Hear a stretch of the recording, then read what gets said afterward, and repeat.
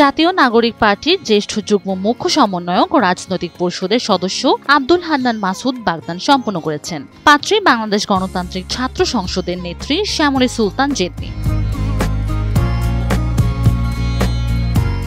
গত বৃহস্পতিবার রাজধানী কামরাঙ্গীরচরে জেদনির বাসায় দুই পরিবারের সদস্য ও ঘনিষ্ঠ বন্ধুদের উপস্থিতিতে তাদের এই বাগদান সম্পন্ন হয়। গতকাল শুক্রবার রাতে ফেসবুকে বাগদানের ছবি শেয়ার করে আব্দুল হান্নান মাসুদ লিখেন, আর আমি তোমাদের সৃষ্টি করেছি জোড়ায় জোড়ায়, আলহামদুলিল্লাহ।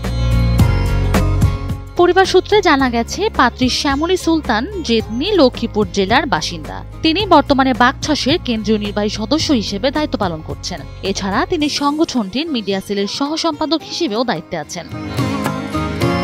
অন্যদিকে নোয়াখালীর দ্বীপ উপজেলা হাতিয়ার সন্তান হান্নান মাসুদ শুক্রবার সৌদি আরবের উদ্দেশ্যে রওনা হয়েছেন। সেখানে তিনি এক সপ্তাহের বেশি সময় অবস্থান করবেন। এই সময়ে তিনি পবিত্র ওমরা পালন সহ দলীয় কর্মসূচিতে অংশ নেবেন।